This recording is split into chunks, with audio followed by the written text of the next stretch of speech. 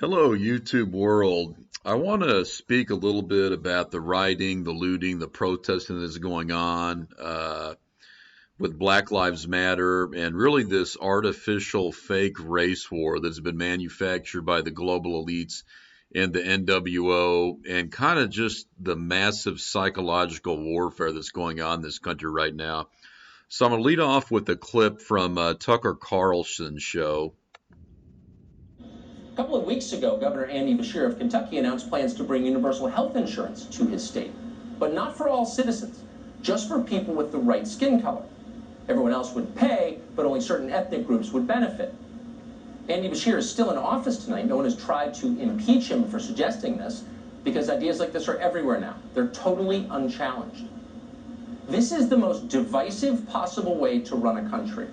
If you wanted to make certain that your children would hate each other, you would hold them to different standards, and they certainly would.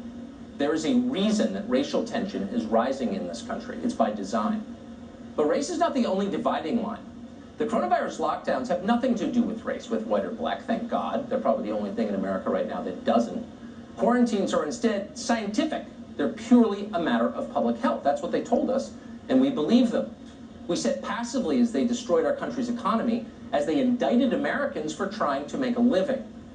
And then the Black Lives Matter riots started, and we learned that it was all fake. The very same officials who threatened us with arrest for going outside urged their own voters to flood the streets. And they did, and no one was punished. How could this happen? It was such a flagrant double standard, not even hidden, right in your face. They didn't try to explain it.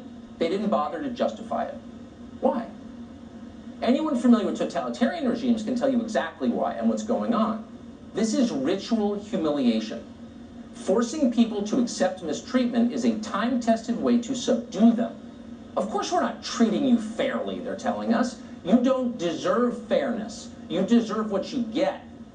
That's the message.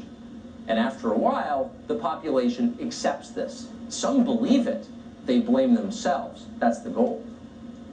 But we Okay, and there's a lot of disinformation on Fox News, but occasionally a valid, solid point will be made, and Tucker Carlson made a solid point there. This is a ritual of humiliation, what is going on right now, and a lot of people, out of shame and guilt, are giving into this stuff and blaming themselves. And that's exactly what the elites want, is to have part of the group feel very angry and outraged and becoming violent, and another portion of society feeling shame and guilt and hatred towards themselves, which will make them just comply with all of this insanity that's going on, with all of our rights being taken away. And I want to play another clip. This is also Tucker Carlson. But outside Washington, D.C., in the affluent suburb of Bethesda, that individual sacrament has been replaced by a mass ritual. Watch this. I will use my voice in the most Bethesda. And so this first part here with this woman kneeling, I don't know whether this was truly happened, whether it was organic or whether it was staged. Could have been either. Everything these days, you can't really trust anything that it's just actually organically happening. Almost everything is staged. But this woman was confronted outside of her work by a man and forced to kneel and to apologize for her white privilege, in which she complied and did. And now let me play the rest of the clip. Individual sacrament has been replaced by a mass ritual. Watch this.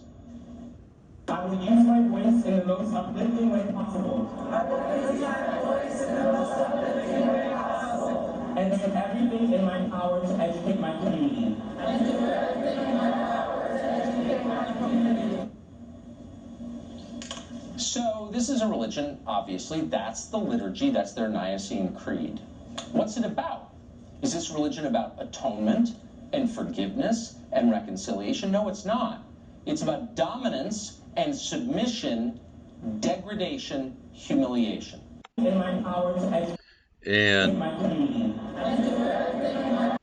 This is a very, very creepy scene. This is in Maryland, and this apparently was a large group of white liberals being led by, I suppose, a black man, and they were basically kind of atoning for their racism, that atoning for the fact that and confessing that they are all racists and need to be humiliated and punished and so forth. And but that's really not important. What the point is look at what these people are doing of look at what they're all doing in terms of taking a knee and raising their hands, kneeling and raising their hands.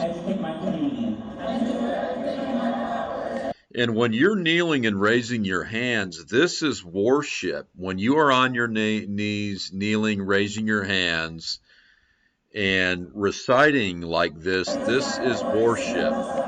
And everything in my power to educate my community. And so this is like watching a cult, like watching something with Jim Jones, but when you're on your knees kneeling and raising your hands and reciting, very similar to prayer, this is worship. And essentially what these people are doing, they are worshiping the black man that is reciting whatever you want to call this, whatever you want to call the hymn or prayer or dialogue. And they're also worshiping the Black Lives Matter movement. Where this gets really creepy is this tends to remind you of worshiping the image of the beast that is spoken about in the book of Revelation. And, the beast can be considered this really satanic NWO globalist police state system that we're seeing put into place. You can only worship God. It's a total abomination to worship anything but the one true God of the Bible. And unfortunately, these people are doing that.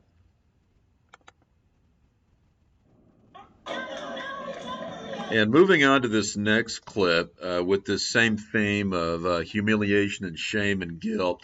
This is a clip from a rally in a Black Lives Matter rally in Minneapolis that the mayor Jacob Fry was at. I'm just going to play it.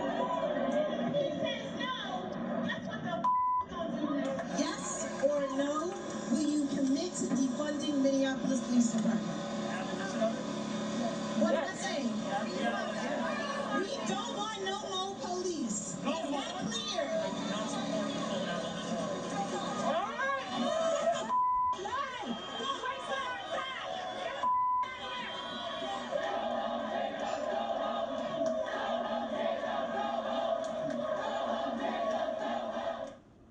What a remarkable piece of tape that is.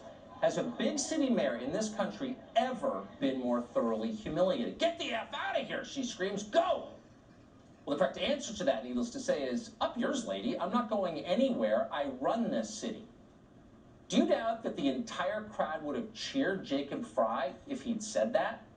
People always admire resolve, even when they disagree with the point of view. And, I don't know whether that was an organic event or a staged ritual. It could have been either. It certainly could have been staged and a ritual that was set up. But anyhow, the same thing that was a complete humiliation ritual for this mayor, Jacob Fry, could have certainly been staged, could have been a Masonic ritual, but the same common theme of shame and humiliation. But that's not what Jacob Fry did. Fry slunk away like a child caught doing something filthy.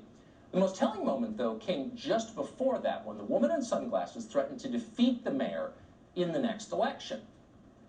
What does that tell you?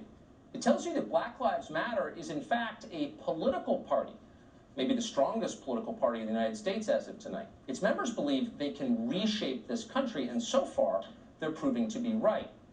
You can always tell which political movements are ascendant, which are headed up, by how straightforward their members and sympathizers are about what they believe. Strong people say what they think out loud. They have no reason not to. They're not embarrassed of their beliefs. They think they're winning. With that in mind, watch this clip from CNN this morning. This is the president of the Minneapolis City Council, Lisa Bender. Bender explains that the desire for safety, the desire not to, for example, have your home invaded by violent criminals, is in fact a sign of racism. Do you understand that the word dismantle or police free also makes some people nervous? For instance, what if in the middle of the night my home is broken into? Who do I call? Yes, I mean, I hear that loud and clear from a lot of my neighbors. And I know, and myself too, and I know that that comes from a place of privilege, because for those of us for whom the system is working, I think we need to step back and imagine what it would feel like to already live in that reality, where calling the police may mean more harm is done. Hello, police? Armed men are breaking into my home. Help! Shut up, racist! Click! That's the world Lisa Bender is calling for. How many people watching CNN this morning as they got dressed agreed with Lisa Bender? Sure, that sounds reasonable. Calling the police during a break-in definitely qualifies as racism. And so this Lisa Bender from the Minneapolis City Council, this woman's clearly just a complete nutball. And we've got people like that running this country right now. And she's saying that if you have your home broken into and your life is in danger, the lives of your children are in danger, and you call the police, that's racism and that's white privilege to expect that you have the right to safety in your own home and to not have people break into your home and pillage it and possibly murder yourself and your children. This is just absolute insanity, some of this stuff we're hearing. And I want to play one more clip here. That's just not. And this again is from Fox News. And, I want to say, please don't, say, oh, are you a big fan of Fox News? No, I'm not. There's a lot of disinformation on Fox News, just like all the other mainstream media. I try to spread it around and use pieces and, from CNN, MSNBC, Fox News, but from time to time I don't get them all, in the same video. Sometimes in this one, these are clips from Fox News, and it's just simply because these were clips that were pertinent to what the point I'm trying to make. And Fox News, it tends to be. It caters to a conservative line of thinking, so Fox News is a little bit more clever in their disinformation. CNN and MSNBC tend to be just all lies all the time, basically 100% lies, where Fox News tends to be a little bit more of some truth, and then with the lies mixed in, it's kind of, I guess I'd say a little bit more clever level as disinformation or lying, because in order to keep their audience drawn in and to get the eyeballs with the conservative audience and more of a biblically based audience and a Christian audience, they've got to put some truth out there. They can't just have it all lies all the time like CNN, MSNBC, some of the others. But just to make the point, no, I do not trust Fox News at all. There's a tremendous amount of disinformation on Fox News. Just one point is how Sean Hannity is always pushing to wear the mask, and he wants people to wear the mask to go to football stadiums and so on and so forth. So, sometimes I just happen to use clips from Fox News because it relates to what I want to talk about. That's just not right. The store's been here for 75 years, and just think of all the other mom and pop stores that got destroyed because they were pissed off. So, no, violence is never the answer. I don't know what their answer is, and my heart goes out to all the people who have major discrimination. It's horrible. But no, violence is horrible, and wrecking things, what good is that going to do? So this is just a textbook case of Stockholm Syndrome. Let me say once again, we don't know whether this is an organic interview or this is completely staged. whether this woman is truly a business owner in California, or this is literally a crisis actor and it's staged. I can't tell you. I'm not sure on that one, but this is a textbook case of Stockholm syndrome. Let me play again what she says here and pay attention to her wording. Violence is never the answer. I don't know what their answer is, and my heart goes out to all the people who have major discrimination. It's horrible, but no. So she says violence is never the answer, but she says my heart goes out to all those that suffer discrimination. It's horrible. Is, and my heart goes out to all the people who have major discrimination. It's horrible. So even though she's had her business supposedly burglarized and destroyed, her life's work and her livelihood, she still is wanting to be very politically correct and prove that she's not racist and say, oh, the discrimination is terrible and horrible. And so she still wants to pander to this Black Lives Matter agenda. And you can, thereby really essentially justifying the violence by saying, the discrimination is terrible, it's horrible, I feel awful about it. Well, but violence isn't the answer. So, in a lot of ways, essentially justifying the violent behavior of the looters and rioters that are destroying the businesses of innocent people. And this is textbook Stockholm syndrome, where you really love and laud your abusers, where you get so used to being abused that you start to have a loving relationship with your abusers and even want the abuse and get comfortable with it and almost even applaud and say positive things about the abuse. I just thought that was an excellent example of Stockholm syndrome, as that's what we're really seeing in America right now. We're seeing this humiliation rituals all over the place. People are being humiliated, a lot of it for these, quote unquote racism, and a lot of shame and guilt being put in people of all races, black, white. If you're black and you're not going along with all of this and the Black Lives Matter and this whole kind of reset agenda, you're called an Uncle Tom, a coon, a race traitor. If you're white, if you're white and you're not going along with this, you're called a bigot, a racist, so on and so forth, where there is enormous social pressure to go along with this Black Lives Matter agenda and this whole kind of reset. And as we know, I'm going to get more into in another video, Black Lives Matter has nothing to do with helping black people, nothing. It is a communist, Marxist political agenda to push the NWO in a UN police state, and it's funded by globalist billionaire Satanists like George Soros, Jeff Bezos of Amazon, and these other ultra-powerful, wealthy elites. Now, I want to play a quick clip here, and this is from the channel Vincent Rhodes on YouTube. It's a fantastic channel. I highly recommend it. He's a very sharp guy and does excellent work. So I want to play an interview clip that he had from his channel. That video, and then we're going to move to another one. Let's just take a look at a few more examples from the video here.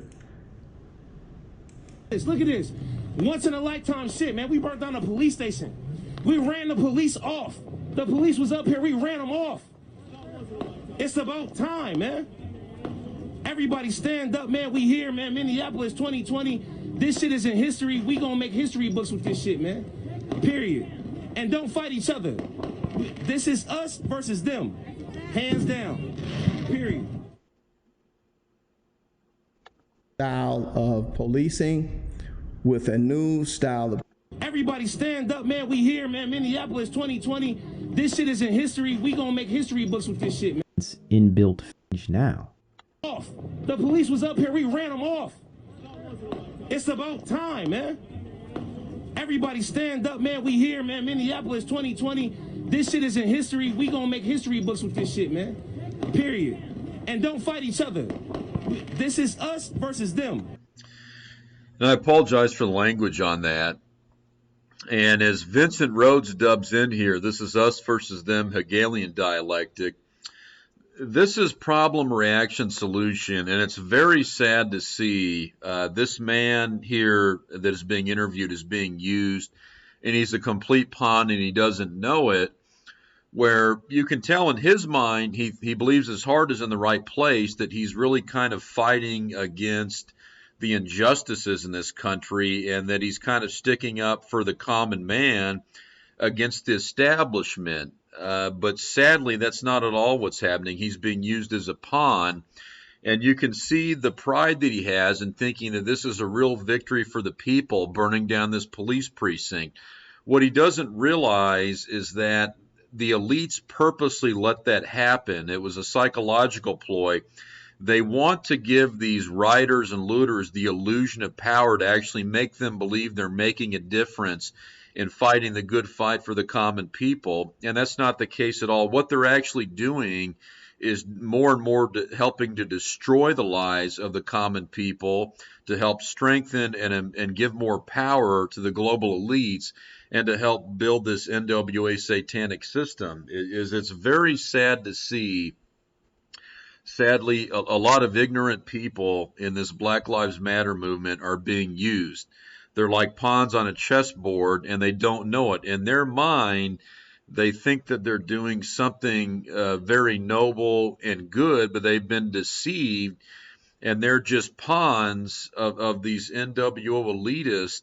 And what they're doing, they're helping to bring about the chaos, and they're not really getting anywhere. All they're doing is creating this chaos to further destroy small businesses, to further destroy the middle class in America, and to just help to completely destroy our system, so then the elites of the NWO can step in and bring order out of chaos. And the solution is going to be they're going to get rid of our current police force, which are, for the most part, decent American people. Yeah, there's some bad cops out there, a lot of bad cops for sure, but at least a lot of the police are Americans that are trying to do the right thing for other Americans. Where they want to replace that and bring in a UN police force. They want to bring in an international police force to police us.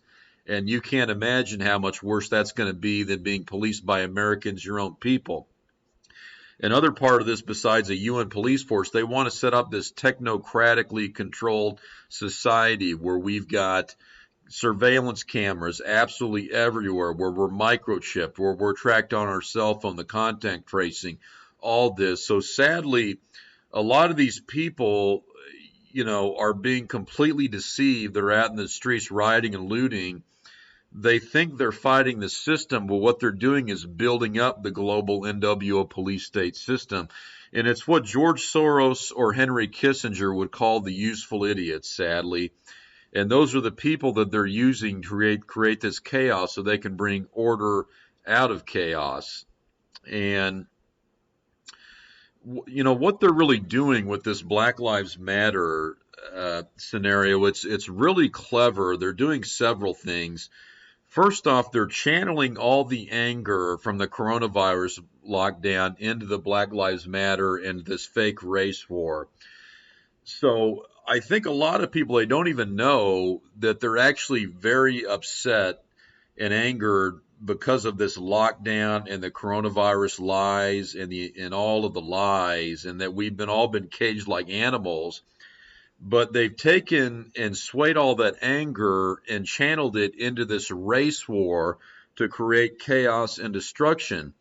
And this fake race war is also a distraction, and it's meant to be a distraction to distract people from the coronavirus, because the coronavirus narrative is falling apart. It's not killing as many people as they'd like. A lot of the lies are being exposed. Businesses are opening back up. And it's not causing the destruction elites want. And so they're trying to take attention from people away from that and put it on something else, which is this fake race war. And they also can use all this rioting and looting and destruction and the protests is an excuse to try to bring in a second wave where you've had hundreds of thousands of people shoulder to shoulder, um, not doing the social distancing thing, which is total bull crap, obviously, the social distancing. I'll get more into that in another video. And so they're likely going to use that as an excuse to try and push this narrative of a second wave or a surge in the coronavirus so they can push another lockdown. And then the other part of this is this whole Black Lives Matter and this fake race war is a massive divide and conquer agenda. They're trying to divide races and just create animosity and chaos between people so they can come in and build order out of chaos with this NWO police state. And the other side of this, with all of the rioting and looting, is it's causing a lot of destruction to small businesses. That's the common thread between the coronavirus and this whole fake race war, is you're having a lot of small businesses destroyed. You're having a lot of the middle class in America destroyed. You're having the working class of America completely destroyed financially. I'm going to get more into that in another video. So all these things are actually really helping to aid and abet the NWO elites. A very sad situation that so many people are being used. So then I wanted to just briefly touch on all this kneeling we're seeing with George Floyd and the Black Lives Matter. This is actual a ritual of worship. Like I mentioned in that clip with the people in Maryland that were kneeling with their hands up.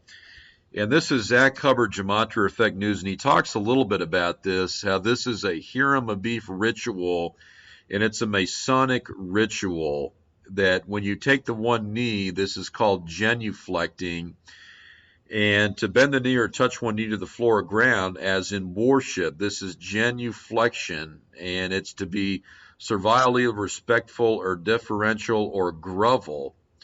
So it's a form of humiliation and worship, which is a total abomination to God.